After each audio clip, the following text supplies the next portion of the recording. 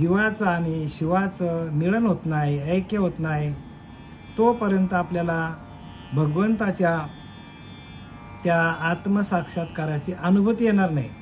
अनुभवच पाहिजे माणसाला. म्हणून तुकोबारा काय म्हणतात, अनुभव आले ते या जगा दे तसे.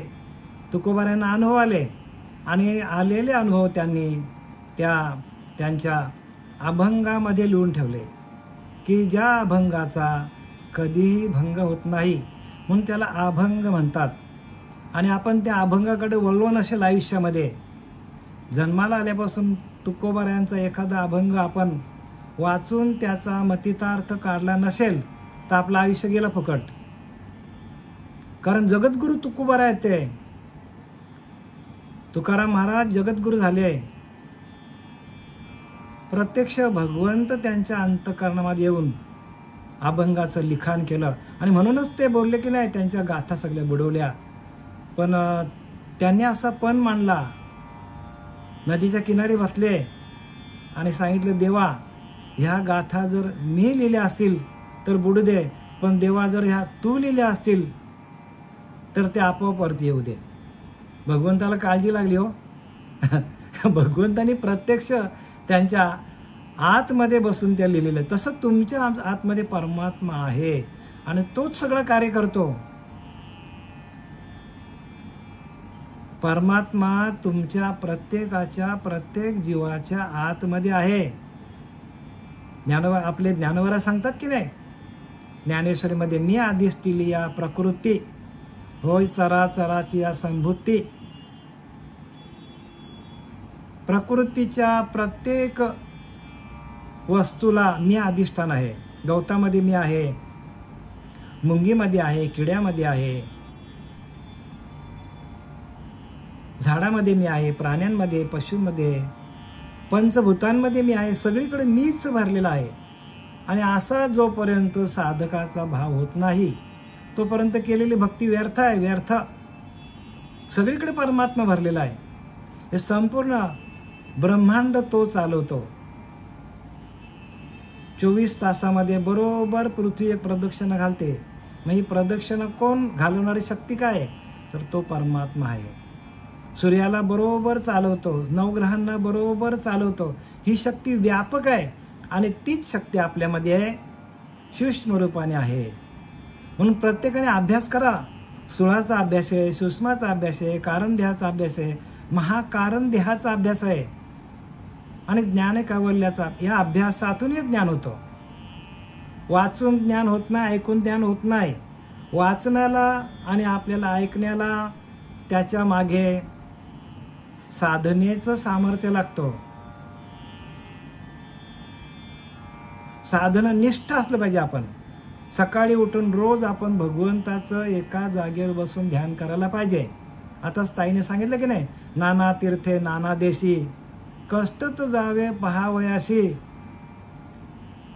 नाना तीर्थे नाना देशी. अनेक देशांमध्ये अनेक तीर्थ आहेत. सगळे लोक बघायला जातात. कष्ट तर जावे पहावयाशी. बघायला गेलो तर आपल्याला कष्ट होईल, पैसा जाईल, खर्च होईल, वेळ जाईल, आयुष्य निघून जाईल, पण देव भेटणार नाही. मग देव कधी भेटेल? तैसे न लगे, तैसे न लगे, तैसे न लगे परब्रह्मासी बैसले ठाई. एका जागेवर बसून भगवंताची प्राप्ती आहे. हे समर्थ रामदासाने लिहिलंय. माऊली सांगतो, ठाईच बैसुनी करा एक चित्त. एका जागेवर बसा, एक चित्त करा, आवडी अनंत आळवावा. आणि त्या अनंताला काय करा? अनंताचं भजन करा.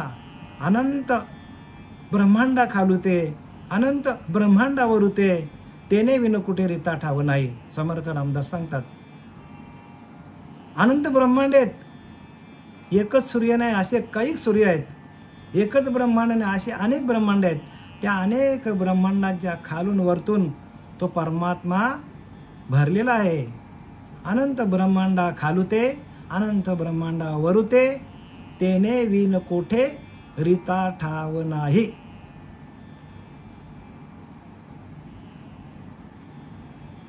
नभी वावरे जो अनुरे नुकाही, रीता ठावया राघवे विन नाही.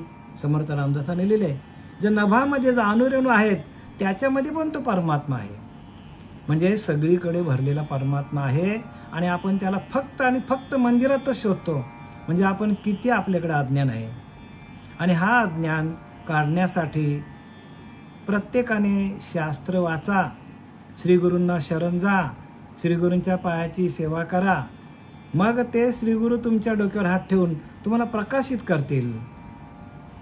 आणि तो एकदा का प्रकाश तुमच्यामध्ये पडला, प्रकाश तुमच्यामध्ये, तुम्ही प्रकाशित झाले, त्या लांब कुठे जायची गरजच नाही. कारण आपण स्वयंप्रकाशित, प्रत्येक जीवा स्वयंप्रकाशित आहे. आणि तो आत्मप्रकाश जोपर्यंत आपल्याला प्राप्त होत नाही तोपर्यंत अज्ञान आहे. म्हणून अज्ञानमूलहरणम जन्म कर्म निवारणम. अज्ञानमूलहरणम जन्म कर्म निवारणम. म्हणजे अज्ञानाचं मूळ जर आपल्याला घालवायचं असेल, जन्ममरणाचा फेरा चुकायचा असेल, तर सद्गुरू पादोदक पिबेत, म्हणजे सद्गुरूंच्या पायाचं पाणी आपल्याला प्यायला पाहिजे. सद्गुरूंचं पाय धुवून त्यांचं आपल्याला पाणी प्यायला लागेल. अज्ञानमूलहरणम जन्म कर्म निवारणम. ज्ञान वैराग्य प्रीत्यर्थे सद्गुरू पादोदक पिबेत. सद्गुरूंच्या पायांचं दर्शन आपण घेतलं, त्यांची सेवा केली, तर आपल्याला ज्ञान आणि वैराग्य आपल्या अंतःकरणामध्ये नांदायला सुरुवात होईल. आणि ज्ञानातून, वैराग्यातून हे ज्ञान प्राप्त होतं. आपल्याकडे वैराग्यच नाही, आपल्याकडे विवेक नाही, आपल्याकडे ज्ञान कसं प्राप्त होईल सांगा. आणि म्हणून आता आपण या एकनाथी भागवताकडे वळूया. बघा, आपल्याला भगवंताने उद्धवाला काय सांगितलेलं आहे की या भागवताच्या वाचनातून परीक्षित राजा शापमुक्त झाला.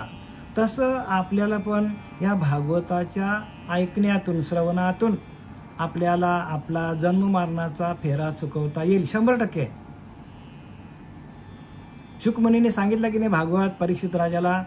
मग 7 दिवसानंतर त्याला तक्षक नाग येऊन चावणार होता, पण तसं न होताना 7 दिवसामध्ये तो भगवंताशी एकरूप झाला.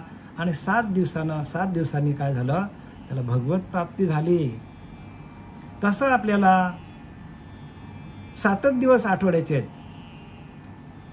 प्रत्येक आठवड्यामध्ये 7 दिवस आहेत. आणि सप्ताह 7 दिवसाचा सप्ताह असतो. तर प्रत्येकाने काय करा, या 7ही दिवस त्या परीक्षित राजासारखा या भागवताचं श्रवण करा. भागवताच्या श्रवणातून आपल्याला जन्म मृत्यूचा फेरा चुकवता येईल. पुनरुत्ती संसारी येणे नाही. परत संसारामध्ये जन्ममरणाच्या चक्रामध्ये आपल्याला अडकायचं नसेल स्वतःला, तर प्रत्येकाने भागवताचं श्रवण करा. जे काय आपले श्रीपाद बाबा, रामदास बाबा, नारायण बाबा, आपले पांडुरंग दिवेकर बाबा यांनी जी का आज्ञा दिली त्या आज्ञेशी प्रथम वंदावे आणि हरिभक्तीस सादर व्हावे. आज्ञेला वंदन करा. 8 कधी वाजता त्याची वाट बघा. आणि एकदा का ते तुमच्या लक्षात आलं किंवा त्याची तुम्हाला ओढ लागली, तर आपल्याला आपला जन्ममरणाचा फेरा सहज चुकवता येईल. आपल्याकडे असलेले आजार, आपल्याकडे असलेल्या संसारातल्या प्रपंचातल्या कटकटी ह्या दूर करणारा तो भगवंतच आहे. त्यानेच आपल्याला इथं पाठवलं आहे. त्याने आपल्याला पाठवलं असताना आपण त्याचं भजन केलं नाही, आपण त्याचं नामस्मरण केलं नाही, तर मग त्रास कोणाला होणार आहे? आपल्याला ज्याच्यासाठी पाठवलं आहे ते आपण करत नाही. म्हणून संसार साधूनी परमार्थ करीशी त्याने तू सुखी होशी. संसार साधायचा असतो आणि परमार्थ करायचा असतो. संसार टाकून परमार्थ केला तरी अन्न न मिळे खायला. मग त्या करंट्याला परमार्थ कैसा? करंट आहे तो. संसार व्यवस्थित करा आणि संसारातलं सर्व कार्य करताना, भांडी घासताना, लादी पुसताना, उद्योगधंदा करताना, जे काय आपल्या वाटेला आलेलं आहे, स्वधर्माचं जे आपल्या वाटेला आलेलं आहे ते करता करता भगवंताचं नामस्मरण आपल्याला जमलं पाहिजे. भगवंताच्या नामस्मरणातून आपल्याला जीवनमुक्त होता येतो. दुसरा काहीच नाही बरं का. उपाय एक भगवत भक्ती, भगवंताची भक्ती करणं हाच उपाय आहे. या भवरोगातून आपल्याला स्वतःला जर बाहेर निघायचं असेल तो उपाय एक भगवत भक्ती. जरी ठाकेना विरक्ती तरी यथानुशक्ती भगवत भजन केले पाहिजे. समर्थ सांगतात उपाय एक भगवत भक्ती म्हणजे भगवंताचं भजन करा. जरी ठाकेना विरक्ती, जरी आपल्याला वैराग्य आलं नाही, जरी आपल्याकडे विवेक प्राप्त झालं नाही, तरी पण भजन करा, भगवंताचं नामस्मरण घ्या. तरी यथानुशक्ती म्हणजे आपल्या शक्तीनुसार भावे पूजावा ईश्वर. आपल्या शक्तीनुसार भगवंताचा भाव मनात धरा आणि त्याचं भजन करा. भावे पूजावा ईश्वर परंतु पूजू नये हा विचार कोठेची नाही. असं कुठे लिहिले ग्रंथामध्ये की भगवंताचं नामस्मरण करू नका? प्रत्येक ग्रंथ हेच सांगतो की तुम्ही भगवंताचं नामस्मरण करा.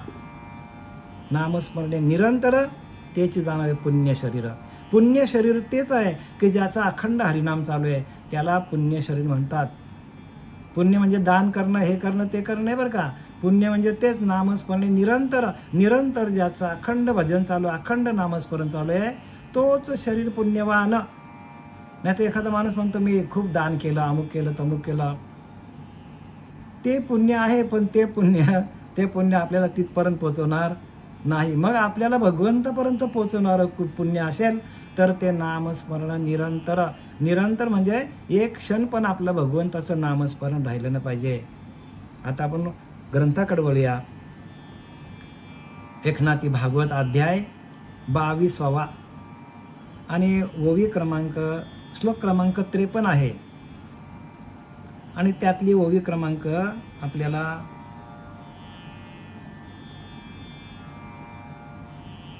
20 पासून घेतो. तर ऐसे सांगत हरी सावळा त्याने उल्हासे निवावया उद्धवाचा ताप स्वय सांगेतो विश्व तो मुख जेने उद्धवा बहु हरुक तेची श्रीकृष्ण देख सांगत असे. भगवंताने उद्धवाला या गुणांचं जे काय, गुणांपासून प्रत्येकाला त्रास कसा आहे, गुण कसे त्रास देतात माणसाला, गुण आपल्याला कसे आडवे येतात, रजगुण तमगुण सत्वगुण आपल्याला कसे आडवे येतात, आणि ते गुणांवर आपण गेलो तर आपल्याला अधोगती आहे. आणि त्या अधोगतीपासून प्रत्येकाला वाचायचं असेल तर आपले गुण जायला पाहिजे. आणि ते गुण गेल्यानंतर परमात्मा प्रत्यक्ष आपल्या आतमध्येच आहे. परमात्मा कसा आहे? निर्गुण आहे, निर्गुण निराकार. परमात्म्याची व्याख्याच अशी आहे की तो आनंद स्वरूप आहे, त्याच्याकडे कुठलेच गुण नाही आहे, त्याला कुठलेही विषय बाधत नाही आहे, त्याला कुठलाच आकार नाही, असं परमात्म्याचं स्वरूप आहे. आणि आपण आकाराची पूजा करतो, करू नये का? ज्याला नाही कळत त्यांनी करा. कारण जोपर्यंत कळत नाही, जोपर्यंत गुरु करत नाही, तोपर्यंत आम्ही पण तेच केलेलं आहे. तुम्हीही तेच करा. आम्ही बी घडलो, तुम्ही बी घडा. आम्ही पण तसंच घडलोय, तुम्ही पण घडा. पण नदी मिळाली सागर, नदी मिळाली सागरा मिळाली. काय लिहिलंय? नदी निर्माण झाली आणि ती सागराला जाऊन मिळाली. तसं आपण जन्माला आलोय तर आपण त्या परमात्म्याला प्राप्त करणं आपलं मूळ प्रधान उद्दिष्ट आहे. भगवंताला प्राप्त करणं हा प्रत्येक जीवाचा प्रधान उद्दिष्ट आहे. आणि तो उद्दिष्ट साध्य करण्यासाठी आपल्याला ध्यान करावं लागेल, वैराग्य धारण करावं लागेल, विवेक पिंडामध्ये जागृत करावं लागेल. आणि तो आपल्याला ह्या संपूर्ण कशातून भेटतो? तर ह्या एकनाथी भागवताच्या श्रवणातून आपल्याला भेटेल. आणि ती श्रवण भक्ती सगळ्यात श्रेष्ठ भक्ती आहे.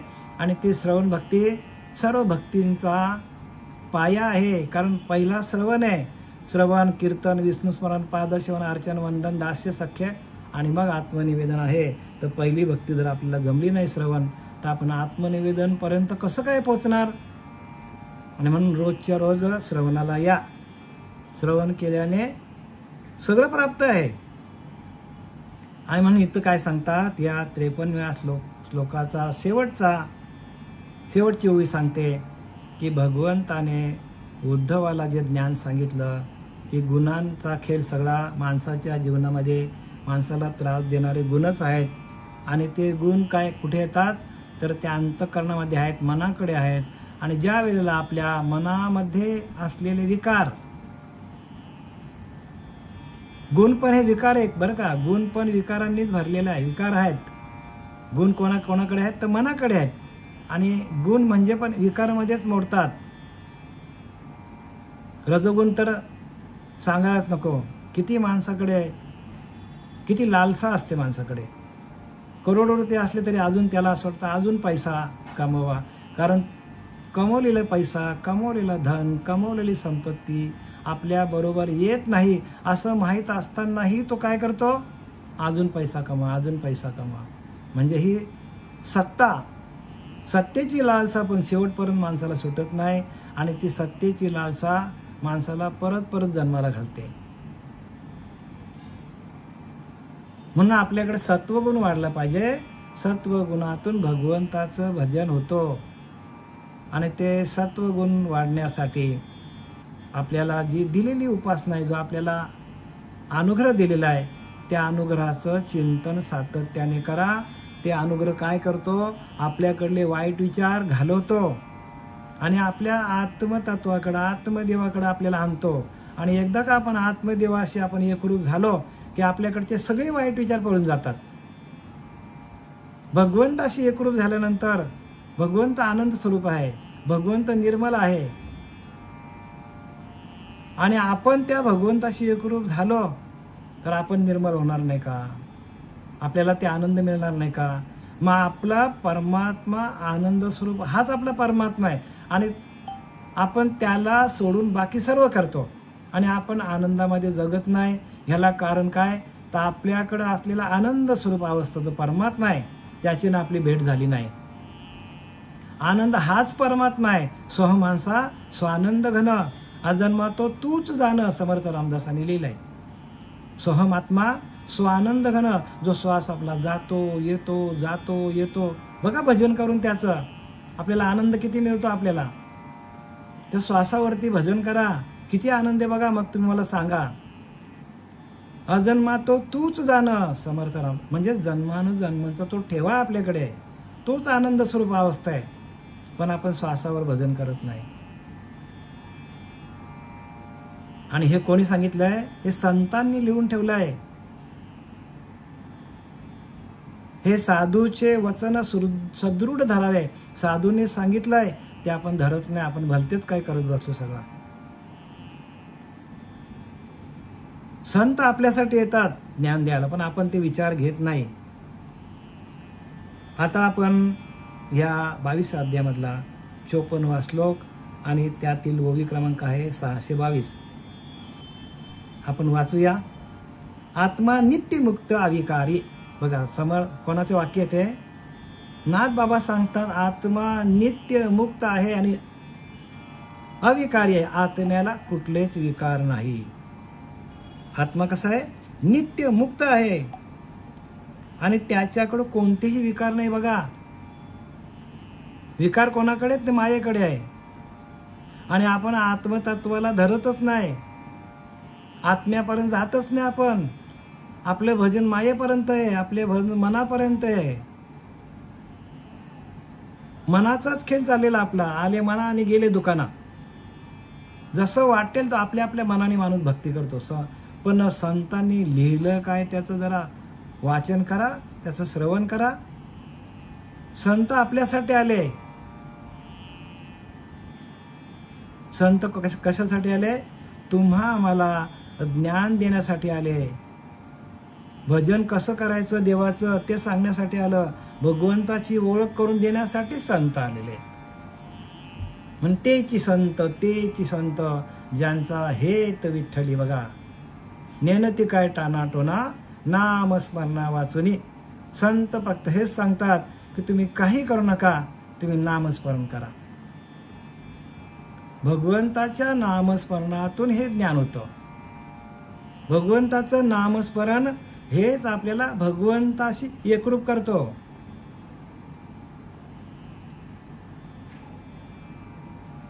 म्हणून ज्ञान उत्तम लिहिलंय. ज्ञान उत्तम, ध्यान मध्यम, पूजा मार्ग कनिष्ठम कनिष्ठम आणि तीर्थयात्रा अधम, काहीच कामाचे नाही सांगितलंय. ज्ञान उत्तम, उत्तम काय आहे ते आत्मस्वरूपाचं ज्ञान, आपल्या आत्म्याचं ज्ञान होणं हे सगळ्यात उत्तम ज्ञान आहे. जगातले कुठले पण ज्ञान आपल्याकडे असतील, 5-50,000 ज्ञान असतील आपल्याकडं, ते ज्ञान आपल्याला जाताना उपयोगी येणार नाही. कोणी टर्नर असेल, कोणी फिटर असेल, कोणी वकील असेल, कोणी डॉक्टर असेल, कुठलंच ज्ञान तुम्हाला उपयोगाला येणार नाही. म्हणून ज्ञान उत्तम. उत्तम म्हणजे काय? ज्ञान म्हणजे काय? आपल्या आत्मतत्वाशी एकरूप होऊन त्या आत्मतत्वाचं भजन करणं, त्याचं अखंड चिंतन करणं. जनाबाईंनी हेच केलं, ज्ञानोबारांनी हेच केलं, तुकोबारांनी हेच केलं, प्रत्यक्ष राम अवताराला आले त्यांनी पण हेच केलं, कृष्ण परमात्मा आला त्यांनी पण हेच केलं, तुकोबारा आले त्यांनी फक्त आणि फक्त भगवंताचं भजन केलं. म्हणून ज्ञान उत्तम. आपल्याच आत्मतत्वाशी एकरूप होऊन त्या आत्म्याचं भजन करणं ह्याला म्हणतात ज्ञान.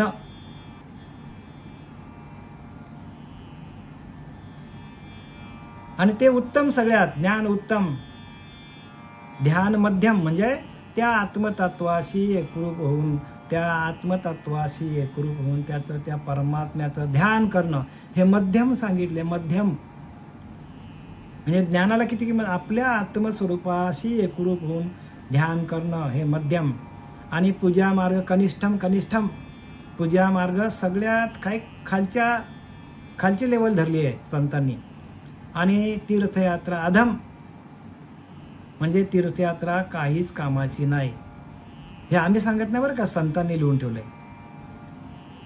म्हणून संतांनी जे काय सांगितलंय, जे तीर्थ आहे, क्षेत्र तिकडे आहेत, पण क्षेत्राला जाऊन काय मिळणार नाही. पण तुकोबारायांचे देहू कुठे आहे? ते क्षेत्र आहे. ज्ञानोबारायांचं क्षेत्र आळंदी आहे.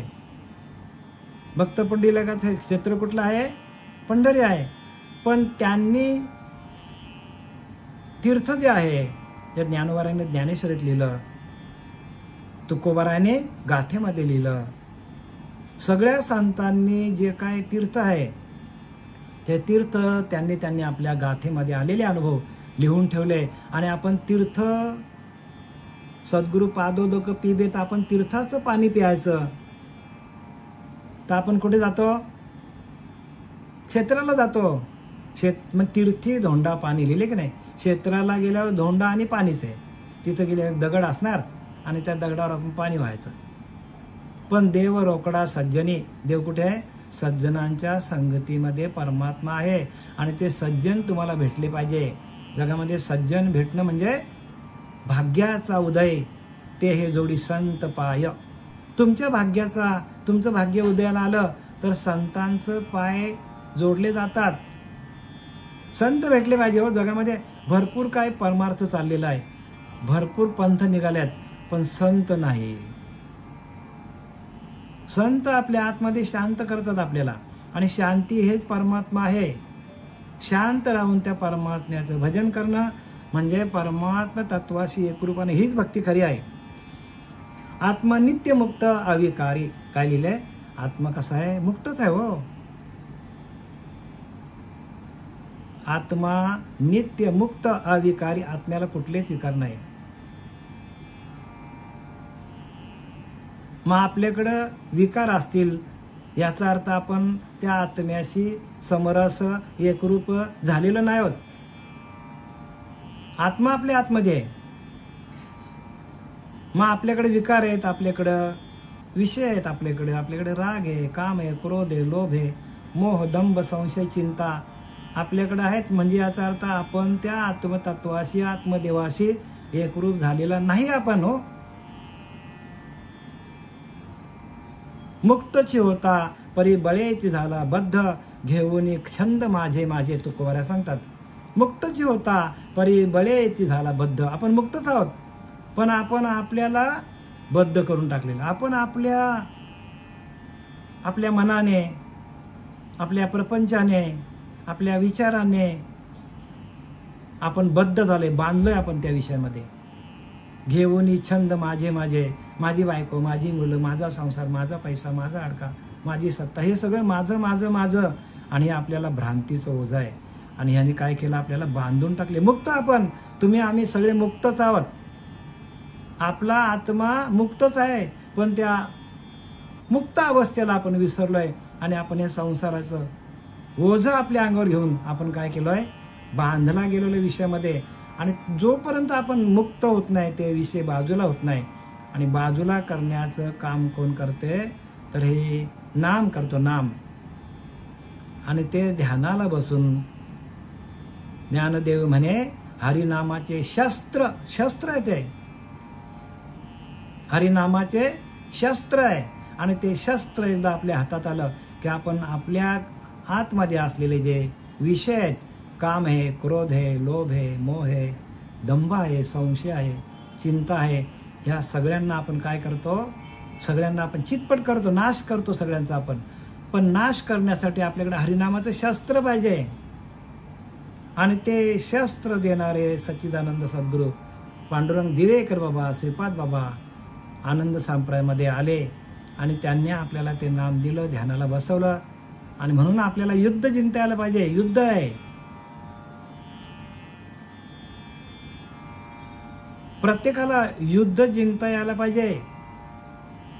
आणि ते युद्ध कोणाबरोबर आपलं खेळायचं, तर आपल्या अंतःकरणामध्ये असलेले जे विषय आहेत तेच आपले शत्रू आहेत. आणि त्या शत्रूंना जिंकण्यासाठी आपल्याला काय करावं लागेल, तर आपल्याला हरिनामाचा शस्त्र हातात घेऊन ध्यानाला बसून आपल्याकडे येणारे विचार, आपल्याकडे येणारे मल विक्षेप आवरण बाजूला करून आपल्या आतमध्ये असलेल्या परमात्म्याशी एकरूप होऊन तो आनंद लुटणं, त्या आनंद स्वरूपामध्ये जाणं, म्हणजे भगवंताच्या भक्तीशी एकरूप होणं. 12 वाद्य वाचा तुम्ही ज्ञानोबा यांचा 12 वाद्य, त्याच्यामध्ये सगळं तेच 20च्या 20 श्लोक भक्तिमय झालेले आहेत.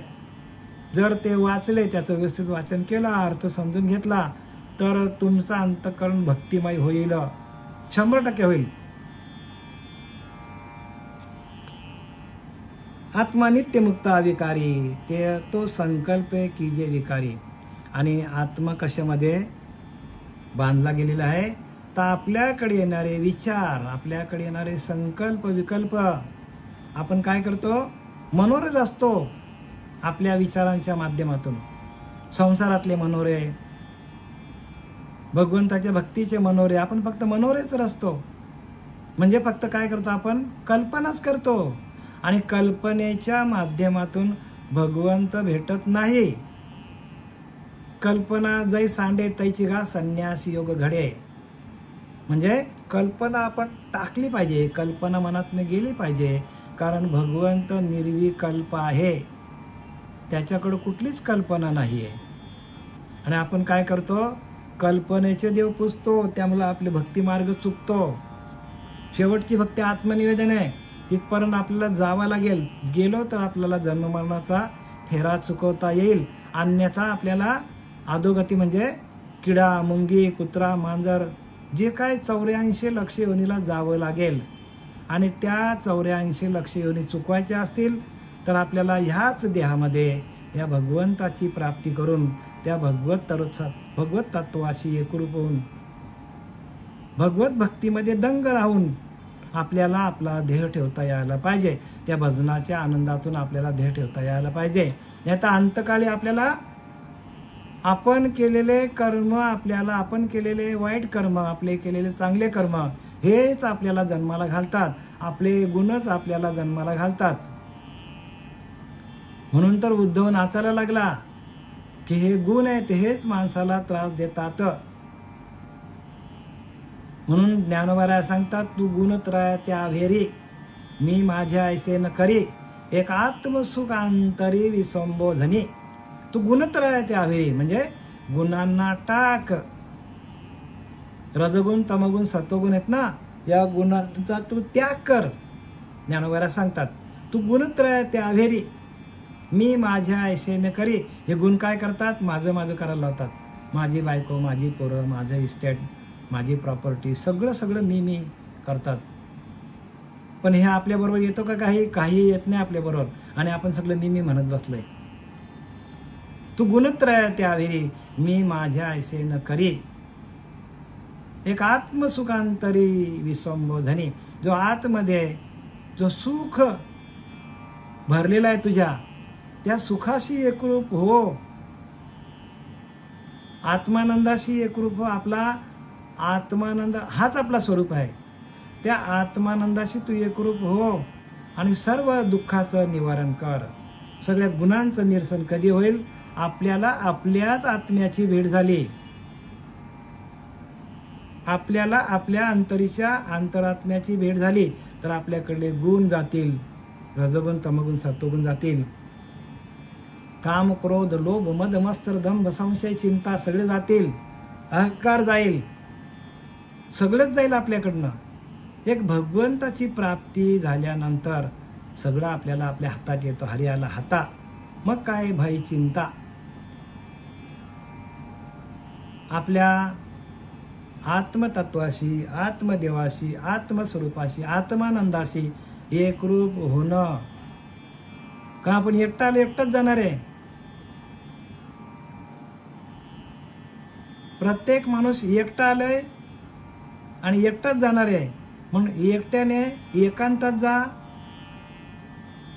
देवाचं भजन करा, भगवंताचं दिलेलं भजन करा, तुम्हाला जे दिलेलं नाम आहे, अनुग्रह दिलेला आहे, प्रबोधाचं चिंतन दिलेलं ते करा. म्हणून प्रवास एकांताचाच आहे. एकांतात जा,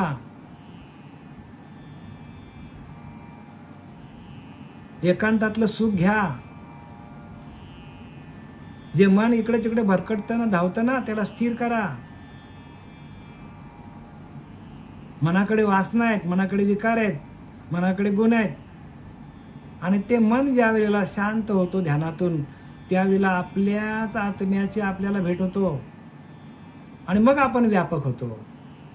मग सगळीकडे सर्वा घटी राम, देहा देही एक. सगळे घटाघटामध्ये राम दिसायला लागतो आपल्याला. प्रत्येक वस्तूमध्ये राम आहे. तो आपल्या मुलीमध्ये, आपल्या मुलामध्ये, आपल्या सुनबाईमध्ये, आपल्या नातवंडामध्ये, सगळीकडे परमात्मा दिसायला लागतो. झाडामध्ये, किडामुंगीमध्ये, कोंबडीमध्ये, बकऱ्यामध्ये आधी दिसायला लागतो. कारण जे आपलं मटण मच्छी खात असतील ना, त्यांच्यासाठी स्पेशल आहे तो, त्याच्यामध्ये पण आहे. ह्या जगामध्ये ह्या मनुष्य देहाला येऊन त्या बकऱ्याचं मटण आपण खाल्लं तर बकरा सांगतो, ठीक आहे आज मला तू खा, उद्या मी माणूस होईन आणि तुला खाऊन तू बकरा होशील. म्हणजे उपजे ते नाशिले ते पुनरुपी दिशे. परत आपल्याला जन्म मरणाचा फेरा भोगावा लागणार आहे. म्हणून प्रत्येकाने काय करा, एकच ओळीवर आपण एवढा निरूपण चाललं बघा. तो संकल्प की जे विकारी, आणि ते संकल्प विकल्प जे आहेत आपल्याकडे येणारे, मनाकडे येणारे विचार, संसाराचे अनेक कुठल्या गोष्टींचे आपल्याकडे विचार येतात, तेच आपल्याला विकारी करतात आणि आपल्याला भिकारी बनवतात. आपला देह सगळा खंगारून जातो. खंगला देह त्या विषयांचं भोगून काय करतो, माणसाचा देह खंगला जातो. खंगला प्राणी असा शब्द वापरलाय समर्थ रामदासांनी. खंगरून जातो बोलतो नाही का आपण, साप खंगारला हो, म्हणजे साप तब्येत गेली कामात न्यायची साप. मग आपल्या तब्येतीला जे काय अडचण आहेत ते कोणामुळे आहेत, तर आपल्याकडे असलेला परमात्म्याची ओळख आपण घेत नाही, म्हणून आपण खंगलोय. मग आपण म्हणतो का साधू कसे एकदम टवटवीत असतात का, त्यांचं अखंड भगवंताचं स्मरण चालू, भगवंत त्यांच्या आतमध्ये आलाय आणि भगवंत त्यांच्याकडनं नामस्मरण करून घेतो. आपण कोण नामस्मरण करणार आहे? भगवंत आपल्या आतमध्ये येतो आणि तोच आपल्या देहातून सर्व क्रिया करतो. तो आता तुमच्या आतमध्येच आहे, फक्त तुम्ही त्याला वळण लावा भजनासाठी. उठताना, झोपताना, खाताना, पिताना, आसनी, शयनी, भोजनी विसर नाही माझ्या नामी, तया नाम आत्मज्ञानी बोलीचे पार्थ. अरे अर्जुना, त्याला आत्मज्ञानी म्हणतात की झोपताना, उठताना, खाताना, पिताना भगवंताचं नामस्मरण अखंड चालू आहे, त्याला आत्मज्ञानी म्हणतात. असंसारी परिसंसारी, आपण संसारी नाहीच आहोत, पण आपण संसाराच्या बंधनामध्ये आपण अडकलेलो आहोत, आपण मुक्तच आहोत. प्रत्येक जीव हा मुक्तच आहे, पण जन्ममरणाच्या फेऱ्यामध्ये का अडकलाय? तर त्याच्याकडे विकार आहेत, त्याच्याकडे कल्पना वाढल्यात. कल्पनेच्यामुळे आपल्याला हा त्रास आहे. कल्पना थांबल्या की आपणच परमात्मा आहोत, परमात्मा स्वरूप आपल्या ठिकाणीच आहे. मनोविकारी मानी माणसाला त्या कल्पना काय करतात? तर मनाकडे विकार वाढवतात. एका तासामध्ये कोटी वेळा सृष्टी होती जाती तोची, हरी हरी तोची. म्हणजे एका तासामध्ये कोटी वेळा आपण काय करतो? कोटी आपल्याकडे संकल्प विकल्प मनाचे विचार तयार होतात. मनोरे तयार करतो आणि परत मोडून टाकतो, मनोरे तयार करतो आणि मोडून टाकतो. घटकेत माणूस काय करतो? आपण बाबा एक बाजारात जाऊया असा विचार करतो. बाजारात गेलं की लगेच आपलं मन चाललं बाजाराकडे. मग ह्या दुकानात जाऊ, त्या दुकानात जाऊ, कपडे घेऊ, सामान घेऊ, सगळं आपण काय करतो? फ्रीज घेऊ, सगळं विचार करतो एका सेकंदामध्ये आणि दुसऱ्या सेकंदाला मोडून टाकतो. अशा आपल्याकडे अनेक कल्पना तयार झाल्या मनाकडे. तसाच माणूस विषयांचा विचार करतो, कामाचा विचार करतो, काम वाचण्याचा. कुठे कुठे काम वाचण्यासाठी माणूस जातो.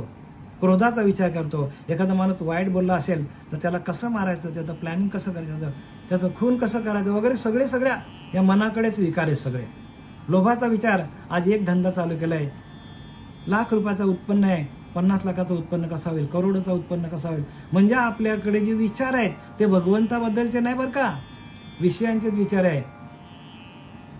मग आपल्याकडे विचार कसले पाहिजे? भगवंताच्या भजनाचेच विचार पाहिजे. भगवंताचं भजन कसं होईल आपल्याला? आपलं अखंड चिंतन विठोबाचं कसं होईल? सकाळी चिंतन, दुपारी चिंतन, रात्री चिंतन,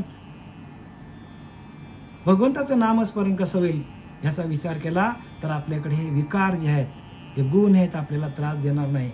आणि गुणांपासून आपल्याला स्वतःला बाजूला काढायचं असेल तर आत्मसुखांतरी विसंबधने,